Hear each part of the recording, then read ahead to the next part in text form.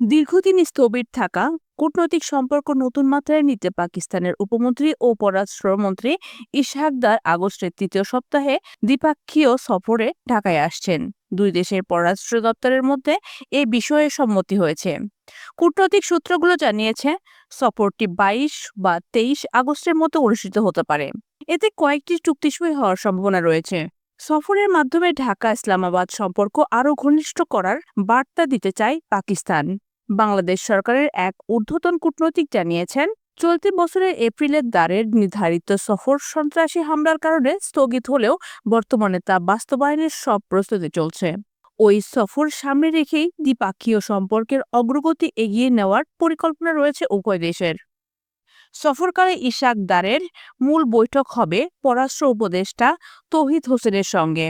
পাশাপাশি তিনি প্রধান উপদেষ্টা ডক্টর মোহাম্মদ ইউনূসের সঙ্গে সৌজন্য সাক্ষাৎ করবেন। নিউ ইয়র্কের একটি আন্তর্জাতিক সম্মেলনের ফাঁকে ইসহাক দারের সঙ্গে তৌহিদ হোসেনের সাম্প্রতিক সাক্ষাতেও এই সফর নিয়ে আলোচনা হয়। ওই বৈঠকে বাংলাদেশিদের জন্য ভিসা সহজকরণ এবং বাণিজ্যিক সম্প্রসারণের আগ্রহ ব্যক্ত করেন।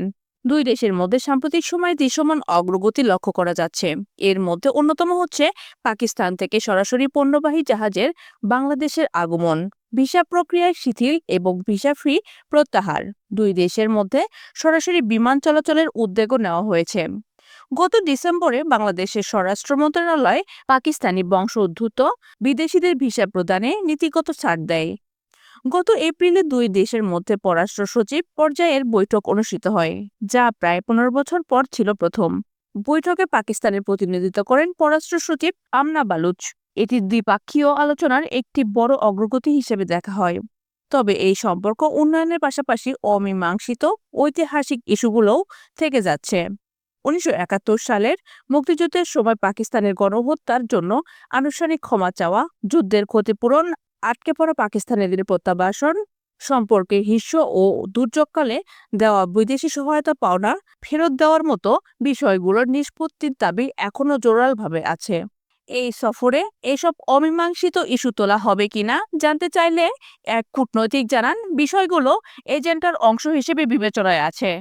কোন বিষয়ে আলোচনা হবে তা চূড়ান্ত হবে বৈঠকের সময়। তবে যা যা গুরুত্বপূর্ণ সবই আলোচনায় থাকার সম্ভাবনা রয়েছে। পাকিস্তানের সঙ্গে সম্পর্ক স্বাভাবিক করতে বাংলাদেশের আন্তরিক হলেও ইতিহাসকে ভুলে যাওয়ার কোনো ইঙ্গিত দেওয়া হয়নি বলে বারবার জানিয়েছেন পররাষ্ট্র উপদেষ্টা তৌহিদ হোসেন। তিনি বলেন, ৭১-এর প্রসঙ্গ বাদ রেখে সম্পর্ক উন্নয়নের কোনো বার্তা আমরা দেইনি, বরং আমরা বিশ্বাস করি ভালো সম্পর্ক গড়ে তুলতে হলে ৭১-এর সত্যটা সামনে রাখতে হবে। সম্প্রতি মালয়েশিয়ায় প্রধান উপদেষ্টা ডক্টর মোহাম্মদ ইউনূস ও পাকিস্তানের প্রধানমন্ত্রী শাহবাজ শরীফের বৈঠকে ১৯৭১ সালের প্রসঙ্গ তোলেন ইউনূস, যা বিদেশি ও আন্তর্জাতিক মহলে ইতিবাচক বার্তা দিয়েছে। বিশ্লেষকদের মতে এখনই পাকিস্তানের সঙ্গে ঐতিহাসিক ইস্যুগুলোর সমাধানের উপযুক্ত সময়। সংকটের মধ্যেও কূটনৈতিক সুযোগ তৈরি হয়েছে এবং বাংলাদেশকে তা কাজে লাগাতে হবে।